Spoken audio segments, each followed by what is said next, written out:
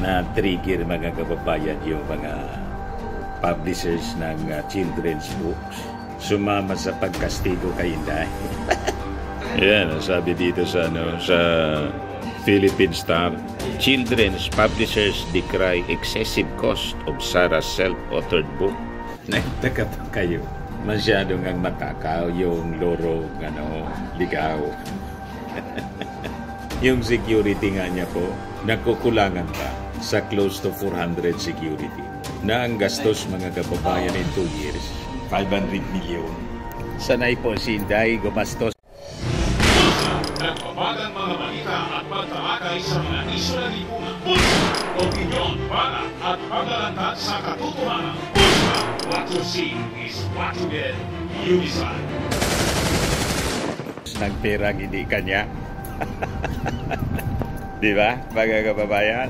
Nasanay sa Davao na walang nag-check sa kanya. Kaya dapat si Inday, mga kababayan, pabalikin na lang natin sa Davao. Kasi doon sa Davao, mga kababayan, sila yung hari doon. Lahat ng sinabi niya, dapat walang kukontra. Yan ang kultura na kanyang kinalakhan, mga kababayan, sa politika.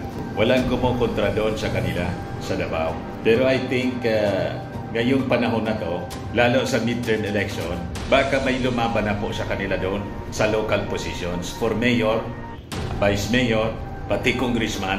Ngayon, going back dito sa libro ni Inday, hindi makatiis yung mga publishers ng children's books. Unang-una, si Inday, mga kababayan, abogado siya. Ang hindi nga natin intindihan, bakit siya magsusulat ng isang libro, pambata? Di ba the usual, Usually, pag abogado, magsusulat ng libro, yung libro niya tungkol sa batas. Ikaw naman niya, Mr. Maravillas, nagtaka ka pa, isip bata nga. Sa bagay, si Inday po, nagsulat ng libro para sa kinder. Pang-isip bata. Iwan ko kung may alam kayo, ay mga publishers pa, mga writers ng children's books, may kilala kayo pong author ng children's books na isang abogada? Pagkilala ninyo naman. Kasi ganun ang alam natin. Halimbawa, teacher. Yung mga magagaling na teachers po na malawak yung experience at may mga doctorate, PhD, nagsusulat sila ng libro about teaching methods, mga strategies. Pag CPA naman po, about accounting and finance. So akma, mga kababayan, sa kanilang training and expertise.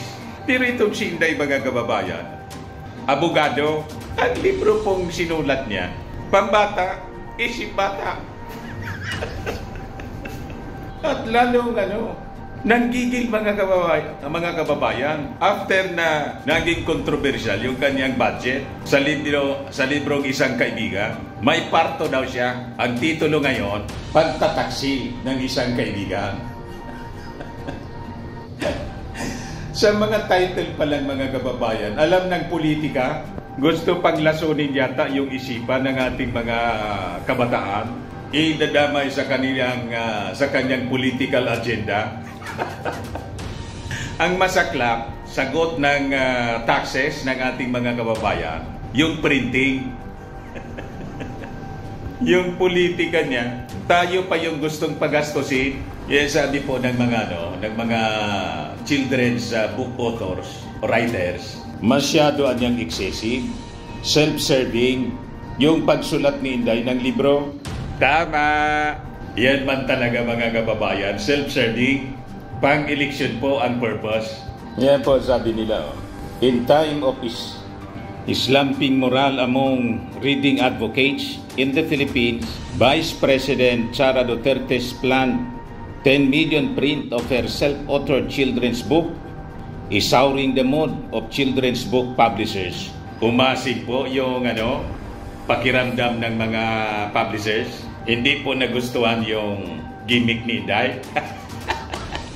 Tinawag nilang excessive kasi napakamahal. May mga nagsabi dapat yung budget noon, kumbaga, mga 20 pesos lang ang cost ng printing. Ginawang 50. May tumpas pa. Saka napaka-self-serving niya. And it is a wasted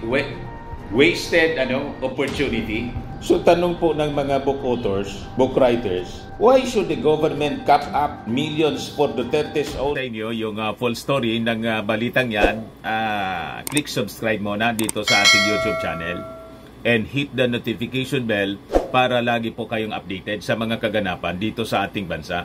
Like and share na rin po ninyo ang ating video at huwag na rin po ninyo na skip yung ating mga commercial ads para tuloy-tuloy lang ang pag-unlad ng Bagong Pilipinas. Sa mga nagana po ng malinis and spacious fitness gym, pumunta lang po kayo sa aming Colossal Fitness Gym. We also offer Grab Car Rental with our brand new 2023 model ng Toyota Innova. We also accept booking for those who are planning to travel via PAL, Cebu Pacific, and other airline companies, local and international, and bills payment for Meralco Bills, Aleco Bills, PLDT, etc. Ang Colossal Fitness Gym is located at 3rd floor Security Bank Building, Lanco Business Park, Legazpi City, Albay. For inquiries, look for Gilon Maravillas, contact number 0966-802-0949. Yan po yung aming Innova. Lagi na pong matao sa amin.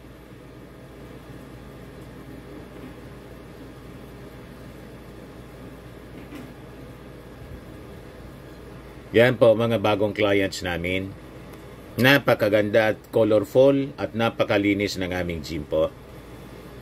Pati mga foreigners po pumupunta sa amin. Mga British tourist po sila dito sa Legazpi. Na-set up na rin po yung aming mga brand new gym equipment.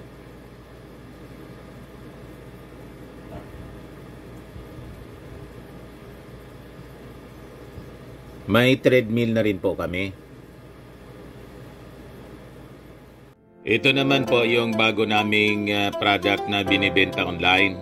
Eye Glow Serum, whitening po siya. Tingnan ninyo yung epekto sa aking anak na architect before and now. Yung mga inquiries po ninyo, dumiretso na lang kayo sa kanyang Facebook account, Riz Maravillas.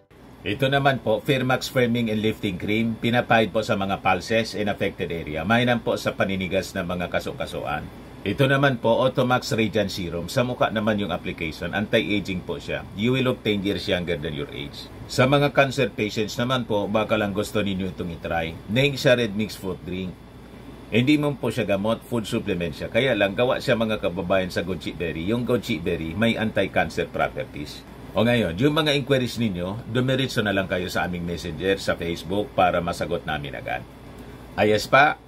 Ayos na ayosan niya, Mr. Maravilla. Children's book, bakit niya gagastos ng ganung halaga yung ating pamalaan para sa libro ni Inday na para sa mga bata? Isip bata nga. Sabi po ng mga Filipino writers, this is irregular. Sabi ni Beverly Wicosi, isa pong Filipino writer, saka ni China Patria de Vera. With BP Sara's book niya, we don't know what process was followed or who approved it. Siyempre, nag-approve nun siya. Ang akala niya, pera niya. Yun ang trato nila sa pera ng bayan. Pag hindi napagbigyan o question ng Senado, nagtantrums. Galit na galit po kaya kay Senator Risa Ontiveros. Ano yung proseso, yung pinagdaanan niya? Kakaibaan niya sa regular process. It is important na niya that we demand transparency. Tama! De Vera also runs the independent children's book publishing house, Aklat Alamid. Children's book writers typically go through rounds of workshops and editorialship where writers peer review each other's work. Tama! Walang review ito mga kababayan. Basta niya, kailangan kong 10 million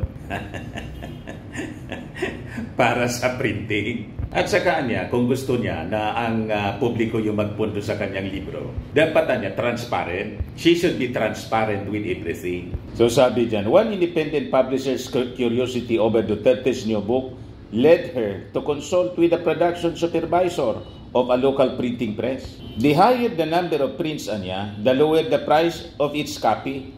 In a book like Duterte's with 16 fully colored pages would typically cost 12 pesos per copy. If 50,000 copies were produced according to the publisher who requested anonymity. So, pwede nga palang 12 pesos lang, hindi 20 pesos. Matindi yung tungpats. Ginawang palabigasan yung gobyerno, mga kababayan. So pag gano'n niya, ibig sabihin, malaki yung pinatong. Sabi po yan ng isang publisher. So sabi po ng writer na si De Vera, I think this is an anomaly. Kaya nga po, dapat i-cancel. Kung gusto niya mag-publish ng libro niya, huwag dapat charge sa ating taxes. Pagawa siya ng sarili niya. Ayan po si Inday. Kasi ginigisa tayo, mga kababayan, sa sariling mantika. Saan ka niya, Mr. Maravillas? Nasa Colossal Fitness Gym ako po.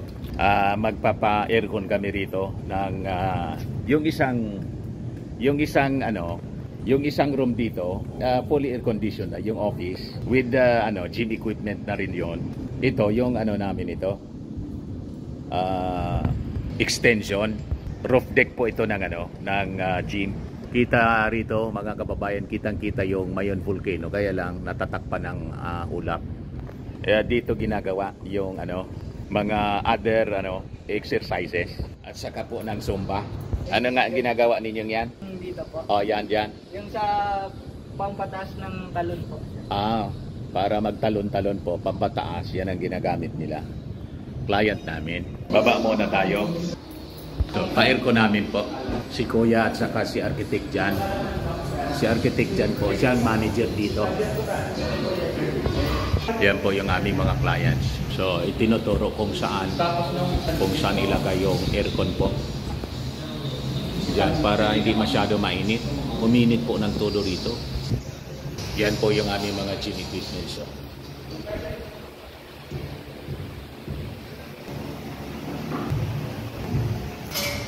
Pati dito, pa-aircon namin ito po, fully air condition para hindi na masyado mainit.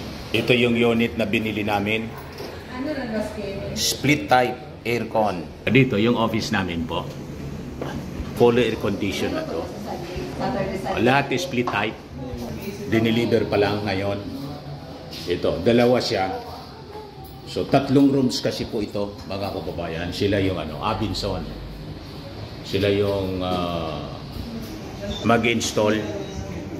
Ito yung entrance po. Siya yung aming poging engineer, electrical engineer. Ay! Paayos namin yung yung signage kasi.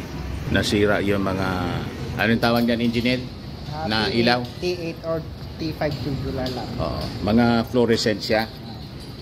Yan. Madali kasing masira yung yung unang, hindi nag 1 year. Ano nangyari noon? Mali yung connection? Mali yung connection niya. Oo. Butit may electrical engineer kaming kaklase ni Kuya. Maliit yung wire. So, palitan. Yan po. Pati yung sa baba po. Yan yung sa baba. Palitan din siya. Ang ganda yung surroundings namin. Ayun yung eroplano. Galing sa Bicol International Airport, pa Manila. Maganda yung surroundings namin po. Makahoy sa paligid. Ayan po. Diba? Ang maganda. Kabila, yung Pacific Mall po. Baisano Pacific Mall. Doon sa kabila. Pataas tayo. Ayan. 3rd floor po kami. Diba? Maganda. Ngayon, matatapos lang naman to. Marami ng tao. Lalo paggabi po. Punong-punong sa paggabi. Ayan po yung Pacific Mall. Katabi ng aming building dito. Yeah, may foreigner pala tayo. Hello sir, how are you? From what country are you, sir? Amazing, thank you so much. You are from? From Legazpi City. From Legazpi City na pala to. Legazpi? Foreigner? From Legazpi City. Foreigner yun? Pero dito na nakatira? Yeah. Maraming foreigners dito po na ano, may mga Indian. Yung mga Indiano umalis na, umuwi na. Mga tourist kasi sila. Nakikita po yung aming Colossal Fitness Gym sa page. Kaya yung mga tourists from Europe, Britanya, pag pumunta rito, tumutuloy dito sa aming gym po. Amerika, tapos yung galing saan yun? Denmark. Ayan po. Kita ninyo ang ganda po ng aming mga gamit dito. Very colorful. Bago naming clients. Ayos. May kainan pa kami rito. Di ba? Kompleto po. Pati kama, higaan. Parang hotel po ang aming gym. Napakaganda, napakalinis. Di ba? Ayan po ang paligid ng aming gym. Tapos may mga protein kami. Yung pangangailangan po ng mga nag-gym. Ayan kompleto siya. Pati yung paninda kong Firmax, Automax, iGlow. Naka-display na rin po dito sa gym namin. Ayan Ito mga chocolates po. Biscuits, chocolate. Yan. Para hindi magutom yung mga nag-gym. May mga Colossal t-shirts kami. Ito yung mga order nagpack na. Tapos may towel kami, service towel para sa pangangailangan ng mga nag-gym. Ayan. Ayan lang po yung ating short video, mga kababayan. Sino-supervise namin yung pagkabit ng aircon para lahat ito full air condition na. Ako po si Dante Maravillas. Bye-bye. God bless.